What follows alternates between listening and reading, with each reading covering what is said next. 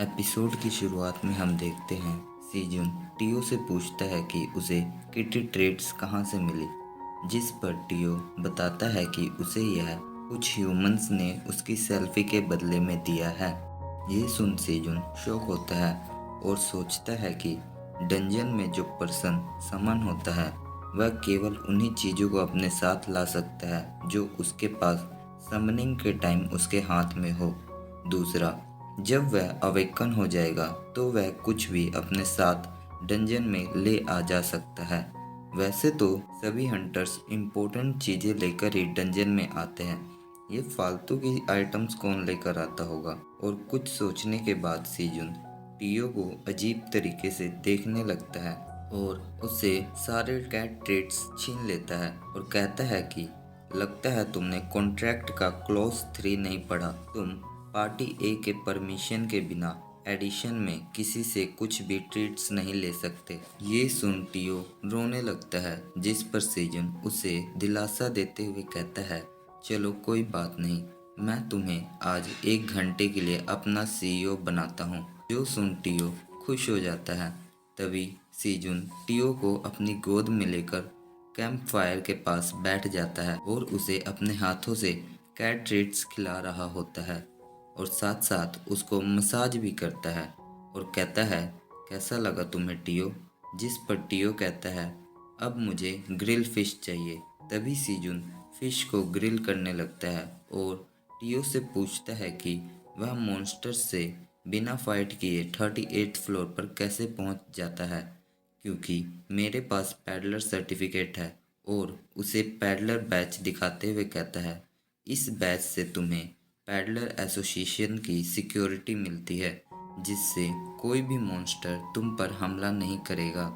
इसका मतलब तुम इस बैच से हंटर्स को भी यहाँ ला सकते हो। जिस पर टियो मना कर देता है नहीं, ऐसा नहीं हो सकता, क्योंकि हम पैडलर पाथवे से डंजन के फ्लोर्स पर ट्रैवल करते हैं जहाँ ह्यूमंस की नो एंट्री है, इसलिए तुम्हारे पास पैडलर सर्टिफिकेट होना चाहिए पाथवे यूज करने के लिए। पाथवे की वजह से ही मैं इतनी जल्दी इस फ्लोर पर पहुंच जाता हूं। जिस पर सीजुन पूछता है कि वैसे हम किस फ्लोर पर है। जो सुन टियो कहता है 99th फ्लोर। ये सुन सीजुन का फेस फेड हो जाता है। मैंने सोचा था कि मैं 38th फ्लोर से ज़्यादा ऊपर नहीं हूँगा। क्या मैं अब पूरी जिंदगी। इतने में टियो उसको पकड़ कर कहता है क्या हुआ तुम्हें, उधर देखो मेरा वीकली कंपनसेशन जल रहा है। बेचारा सीजुन अब करता क्या, अब उसे दोबारा फिश को ग्रिल करना पड़ रहा था। इधर टियो उसे ऑर्डर दे रहा होता है ध्यान से पहले की तरह जला मत देना। तभी सीजुन गुस्से में कहता है तुम्हारे सीईओ बनने का टाइम खत्म हो गया, अब चुप हो जाओ। जो सुन टियो सैड हो जाता है। तभी सीजुन की नज़र टियो के पैडलर बैच पर जाती है, जिसे देख वह टियो से पूछता है कि क्या वो भी पैडलर बन सकता है, जिससे वो लोअर फ्लोर्स पर जाकर हंटर्स को अपने वेजिटेबल सेल कर सके। जो सुन टियो उसे मना कर देता है, क्योंकि पैडलर वही बन सकता है जो डंजन में पैदा हुआ हो, ना कि आउटसाइडर। क्या तुम्हें इतना नहीं पता? मुझे पता है तुम मेरी रीस करना चाहते हो, लेकिन ऐसा नहीं हो सकता। इधर सीजुन ये सब सुन बौखला जाता है और जोर जोर से चिल्लाने लगता है। जो देख सभी सीजुन की तरफ देखने लगते हैं। आखिर इसे क्या हुआ? ओह सीजुन, तुम्हें इस ब्लैक होल में जंप करने को किसने कहा था?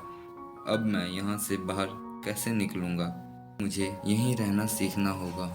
सीन कट होकर हमें एक ऑफिस का दिखाया जाता है, जहाँ माइकल, ये फूड कंपनी का प्रेसिडेंट होता है, वो कहता है कि क्या ये वही टोमेटो है जिसने सभी हंटर्स को दीवाना बनाया हुआ है। जो सुन उसके सामने बैठी लेडी जो फार्मास्यूटिकल की सीईओ होती है, वो कहती है हाँ ये वही है, एक बार इसके स्टैट्स चेक करोगे तो तुम्हें खुद पता चल जाएगा कि ऐसा क्यों है। जो देख माइकल कहता है कि तुम मुझे ये क्यों दिखाना चाहती हो। जिस पर वो लेडीज उसे उस टमाटो पर की गई अपनी रिसर्च उसे दिखाती है और कहती है मैंने इस टमाटो के न्यूट्रिएंट्स को एक्सट्रैक्ट करने की कोशिश की, लेकिन इसमें हम सब फेल हो गए। और उसे कहती है कि मैं चाहती हूँ कि तुम मेरी मदद करो इस टमाटो को डंजन के बाहर फार्म करने में।